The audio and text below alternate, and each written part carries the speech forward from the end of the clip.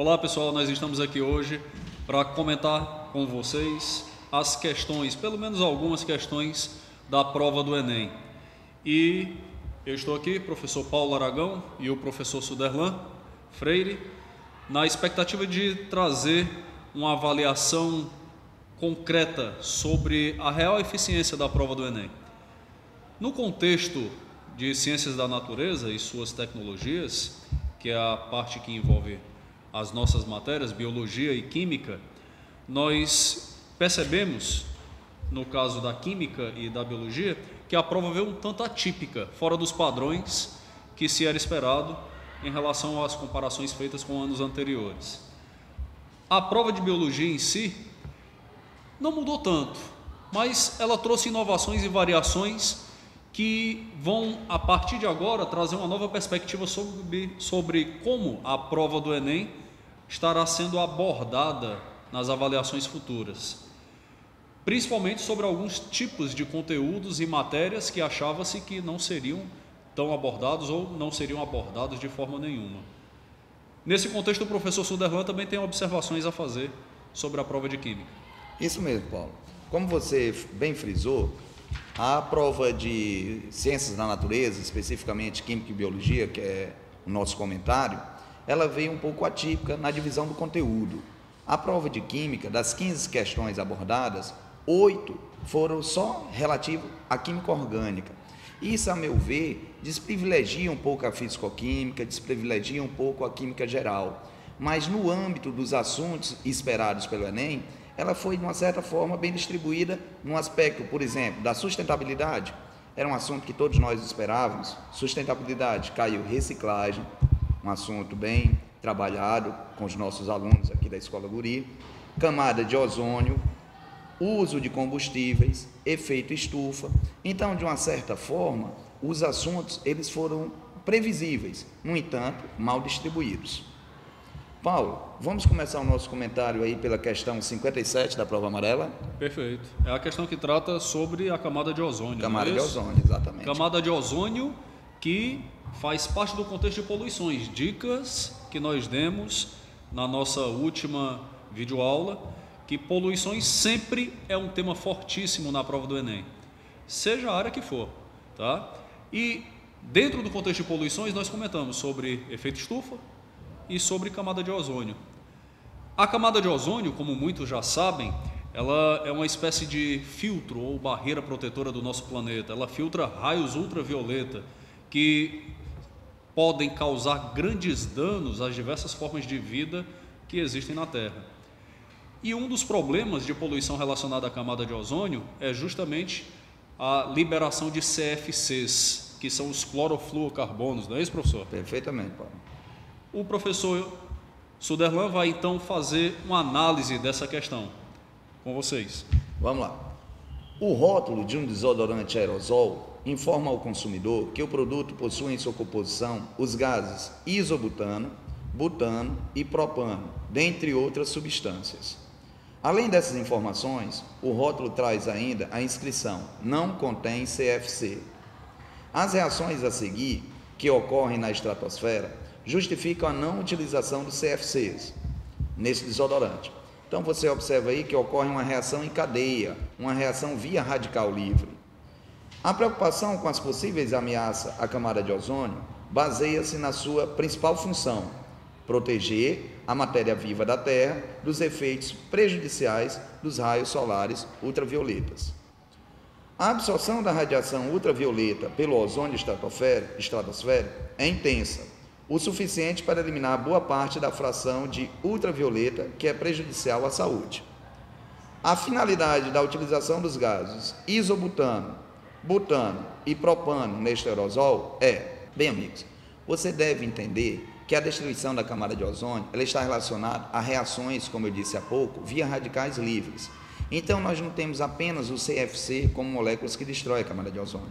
Nós temos aí, entre outras moléculas radicalares, os óxidos de nitrogênio. Então, toda molécula que apresenta um elétron desemparelhado, ela vai destruir a camada de ozônio. Agora, o CFC, como está presente nos aerosóis, é o que são os mais combatidos. Olha o item A. O uso desses gases isobutano, butano e propano ele serve para substituir o CFC, pois não reagem com o ozônio, servindo como gases propelentes em aerosóis. É esse o item correto. Os gases que foram citados na questão, eles são alcanos, e como todo alcano, são gases pouco reativos, não reagem, portanto, com a camada de ozônio. Se você observar do item B ao item E, todos falam na reatividade dos alcanos. Os alcanos, repito, eles são pouco reativos, portanto, eles não irão destruir a camada de ozônio. Um outro gás que é muito comentado e até foi discutido na nossa última videoaula foi o monóxido de carbono. Monóxido de carbono, assim como o exemplo do monóxido de nitrogênio, que o professor acabou de comentar, o carbono, por ser da família 4A, ele quer realizar 4 ligações, não é isso, professor? Isso. Para atingir a sua estabilidade, a regra do octeto. Né? Perfeitamente.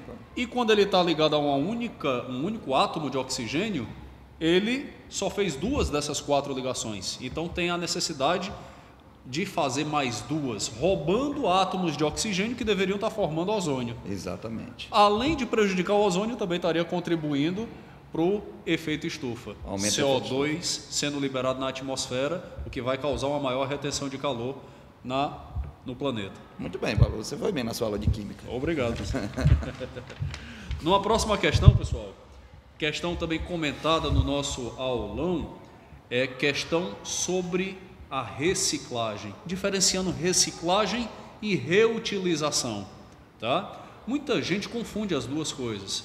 Reutilizar um copo plástico, uma garrafa, seria você aproveitar aquele objeto com uma outra finalidade, mas ele não teria alterações na sua composição estrutural, na sua composição química, tá? Agora, a partir do momento que as substâncias sofrem alterações químicas, moleculares na sua estrutura, eles vão estar passando por um processo de reciclagem. E nesse contexto, nós vamos trabalhar a questão 58 da prova amarela, onde diz: para diminuir o acúmulo de lixo e o desperdício de materiais de valor econômico e, assim, reduzir a exploração de recursos naturais, adotou-se em escala internacional a política dos 3 R's: redução, reutilização e reciclagem. Um exemplo de reciclagem é a utilização de, vamos avaliar os itens. Letra A: garrafa de vidro retornáveis para cerveja ou refrigerante. Professor, qual seria então a importância em retornar uma garrafa de vidro? Reciclar ou reutilizar? Reutilizar, professor. Reutilizar, você estaria recuperando garrafas para que elas pudessem novamente ser inseridas no comércio, evitando assim um grande desperdício. Perfeitamente, reuso aí. Letra B: latas de alumínio como material para fabricação de lingotes. Ele vai estar reutilizando ou reciclando, professor? Nesse caso aí, nós estamos falando de sua reciclagem. Veja que ele vai utilizar o material para fabricar lingotes. Ele não está pegando a latinha e utilizando ela de uma outra forma. Então, não temos uma reutilização, temos aí uma reciclagem. Letra C: sacos plásticos de supermercado como acondicionantes de lixo caseiro. Mesma ideia, mesma concepção de reutilização. Sacos que deveriam ser utilizados como forma de armazenamento para o lixo caseiro, ao invés de simplesmente ficarem jogados na sua casa ou na rua. Dando essa reutilização, nós temos também uma redução no impacto ambiental na produção de lixo.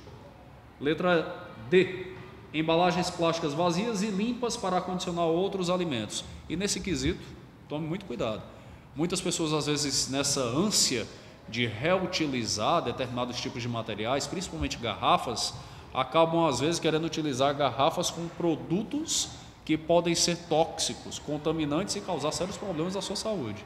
Então, muita atenção nisso, tá? Mas o item D também trabalha a concepção de reutilização. Letra E: garrafas PET recortadas em tiras para a fabricação de cerdas de vassouras.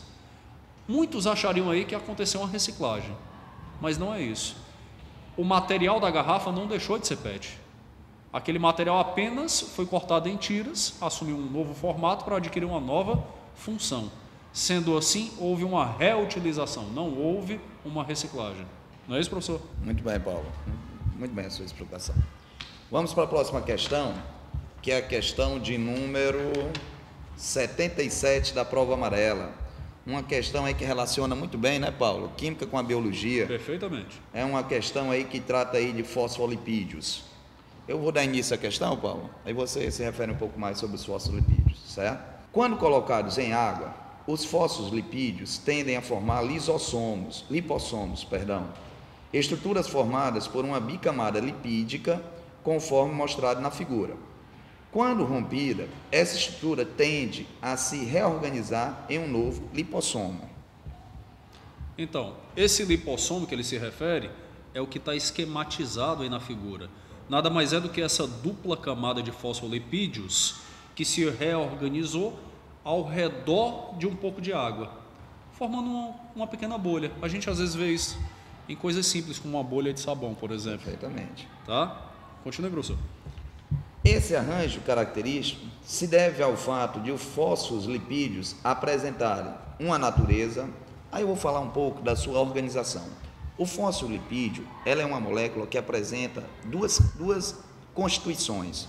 Uma parte polar, constituída por um grupo fosfórico, do ácido fosfórico, né, um grupo fosfato do ácido fosfórico, e uma parte apolar, derivada de hidrocarbonetos, moléculas formadas apenas por carbonos e hidrogênio. Então, o que o aluno deve observar é que essa molécula ela tem um comportamento, vamos dizer assim, duplo. Ela tem uma parte polar e ela vai ter uma parte apolar. São espécies que nós chamamos de anfifílica ou anfipática. Pode ser dissolvido, portanto, tanto em solventes polares quanto em solventes apolares. Vamos aos itens. Esta molécula ela é polar, ou seja, serem inteiramente solúveis em água. Observe o que eu falei há pouco, ela tem um comportamento duplo. Ela é solúvel em água, mas ela é também solúvel em gordura, e não somente em água. Item B, ela é apolar, ou seja, não serem solúveis em solução aquosa. Falso. Ela é uma molécula anfifílica ou anfipática. Tem duas características, ela é polar e apolar. Anfotérica, ou seja, podem comportar-se como ácidos e bases. Falso. No início da questão, Paulo, eu disse que a molécula ela tem na sua constituição um grupo fosfato derivado do ácido fosfórico. Perfeitamente. Então a sua característica é uma característica ácida e não básica.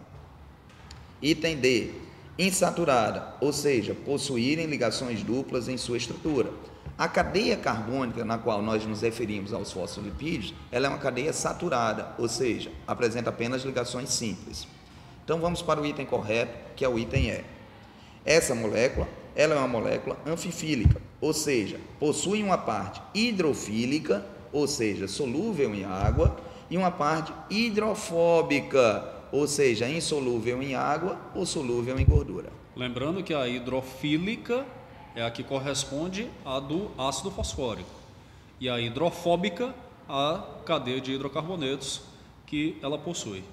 Muito bem, Paulo. Bem, pessoal, eu espero que vocês tenham podido tirar algumas dúvidas sobre a prova e que possam cada vez mais aprofundar seus estudos e dessa forma melhorar. Pode ter certeza que seu esforço sempre é válido e que nós vamos estar aqui para poder sanar as suas dúvidas constantes com relação à prova do Enem, não é mesmo, professor? Com certeza. Queria desejar a todos sucesso. Tenho certeza que vocês se deram bem nessa prova, essas provas não estavam com nível muito alto de dificuldade. Os nossos alunos da Escola Guri estão devidamente preparados e espero encontrá-los qualquer dia na universidade. Um abraço. Até mais.